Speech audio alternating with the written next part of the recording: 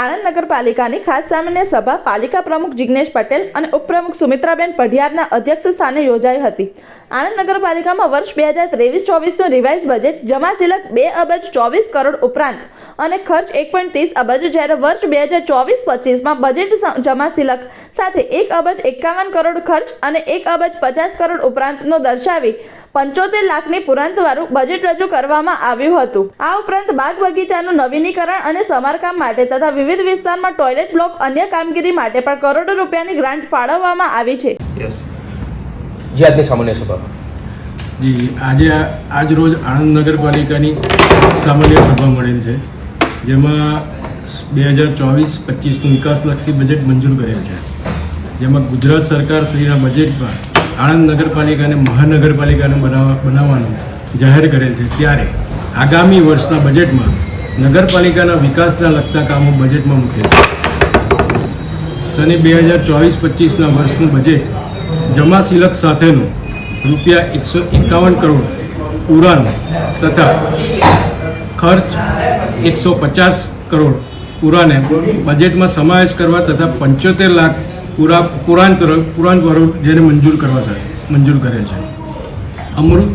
તેમાં અમૃત યોજનાના 2.0માં TP 9માં garden development તેમજ ટીપી 10માં કામો તળાવની બ્યુટિફિકેશનની કામગીરી તેમજ ડ્રેનેજ પમ્પિંગ સ્ટેશન નંગ 4નું નવીનીકરણ તથા બાંધકામનું આયોજન કરેલ છે।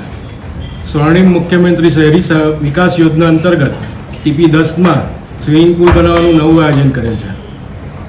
આણંદ નગરપાલિકા ભવનમાં તથા મ્યુનિસિપાલિટી શાળા નંબર 5માં ફાયર સેફ્ટીનું આયોજન કરેલ છે। રામપુરામાં આવેલ સ્કૂલમાં નવીન સ્કૂલ બનાવવાનું આયોજન કરેલ છે। મોડલ ફાયર સ્ટેશન બનાવવાનું આયોજન કરેલ છે। તેમજ વધુ સરકારશ્રીની 70-20-10 યોજના અંતર્ગત જનભાગીદારી યોજના સોસાયટીમાં રોડ રસ્તા બનાવવાનું આયોજન કરેલ છે। અવકુળા તરફથી ગ્રાન્ટ મળેલ તેમાં રસ્તાઓ રોડ રસ્તા અને લાઇટોનું આયોજન કરેલ છે। 15માં નાણાં પંચમાં પરિભવન વિસ્તારમાં દવેના કુવા પાસે કોમ્યુનિટી હોલનું પણ આયોજન કરેલ છે। ટીપી 2માં શાસ્ત્રી બાગવાળી જગ્યામાં 8 લાખ લીટર પાણીની ટાંકીનું પણ આયોજન કરેલ છે। સ્વચ્છ ભારત મિશન અંતર્ગત ફ્રેશ વેસ્ટ પ્રોસેસિંગ પ્લાન્ટ ઇન્સ્ટોલેશનની કામગીરી પૂર્ણ થઈ હતી। કચરાના ઝડપી નિકાલ થશે, જેનું આયોજન કરેલ છે તથા આણંદ શહેરની આજુબાજુના 5 કિલોમીટરના વિસ્તારનો કચરો પણ તેમાં પ્રોસેસિંગ કરવામાં આવશે। લોટેશ્વર તળાવની બાકી રહેલ કામગીરી પણ પૂર્ણ કરવાનું આયોજન કરેલ છે। વધુમાં નગરપાલિકાના વિસ્તારમાં સ્ટ્રીટ લાઇટ માટે જરૂરી LED ખરીદ કરવાનું પણ આયોજન કરેલ છે। બાકરોલ ઝોનમાં રામપુરા સ્મશાન ગૃહમાં રિનોવેશન તેમજ કલર કામનું પણ આયોજન કરેલ છે। નગરપાલિકાની આવકને ધ્યાને લઈ જરૂરી વહીવટી ખર્ચનું અને વિકાસલક્ષી બજેટનું આયોજન કરેલ છે।